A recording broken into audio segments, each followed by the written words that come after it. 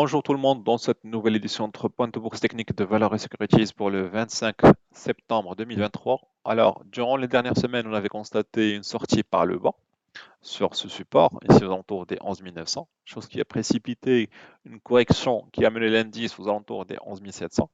Alors, pour l'instant, la fin de cette correction ne semble pas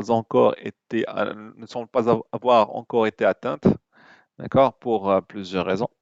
Et on devrait attendre un sursaut essentiellement sur quelques grosses capis pour pouvoir anticiper un renversement de tendance. Alors, je dirais que pour l'instant, le scénario le plus probable sera une tentative de dépassement de cette bande inférieure de Bollinger, c'est aux alentours des 11 650. C'est le scénario le plus probable avec une direction probable aux alentours des 11 500. A contrario, il pourrait y avoir une clôture au-dessus des 11 800 et qui pourrait éventuellement donner lieu à une préparation d'une fin de cette correction pour reprendre la tendance de fond haussière. Alors, pour Mao Telecom, on constate qu'on est sur un fanion ici clair tout au long des 2 dernières semaines. La sortie par le haut sera conditionnée par le franchissement de cette ligne en vert avec volume.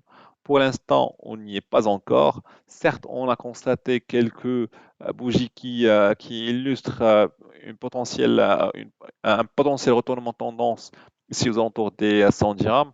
Ceci dit, je dirais aussi que c'est aussi lié au fait que c'était un niveau où on avait constaté un gap, donc c'était une zone où on n'a pas constaté beaucoup de volume, et donc c'est tout à fait normal qu'il pourrait y avoir des volumes à l'achat. Et que donc même si ces volumes apparaissent, ça peut être plus ou moins temporaire, et donc on pourrait tester à nouveau ce niveau aux alentours des 100 dirhams dans les journées à venir.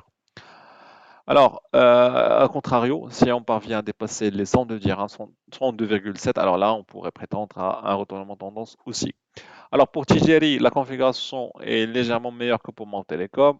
On a constaté ici une cassure sur ce support aux alentours des 448 qui a accéléré cette correction vers les 430. Ceci dit, on a constaté une réapparition des acheteurs ici aux alentours 430 qui correspond aussi avec le niveau où les acheteurs se sont apparus durant le mois de juillet. D'accord, durant la période estivale, d'accord. Donc, il pourrait y avoir un momentum à l'achat, mais qui est conditionné par un dépassement du niveau des 453. Alors, tant qu'on n'a pas encore dépassé le niveau des 453, je dirais que ça reste juste un rebond temporaire qui attend une confirmation avec un franchissement avec volume de cette zone. Alors, une troisième valeur qui sera citée lors de notre analyse, ça sera Sonacid. Alors, Sonacid, on avait signalé le fait qu'il pourrait y avoir un changement de tendance lorsqu'elle a franchi les 540. Alors pour l'instant, cette ligne en rouge qui représente une résistance oblique majeure qui s'est construite tout au long de 2023 n'a pas encore été franchie. D'ailleurs, même lorsqu'on avait eu ce sursaut exceptionnel ici aux alentours, au mi-septembre, on n'a pas pu capitaliser sur ce franchissement. Au contraire, on est vite fait revenu en dessous de cette ligne des 600 dirhams. Ça illustre plus ou moins la force des vendeurs sur cette zone. Ceci dit, je dirais qu'il pourrait y avoir une sorte d'accumulation dans le temps sur cette valeur, d'autant plus qu'on constate que chaque fois que la valeur est aux alentours des 550, 540, on constate un retournement de tendance temporaire qui va à nouveau tester le niveau des 600 dirhams.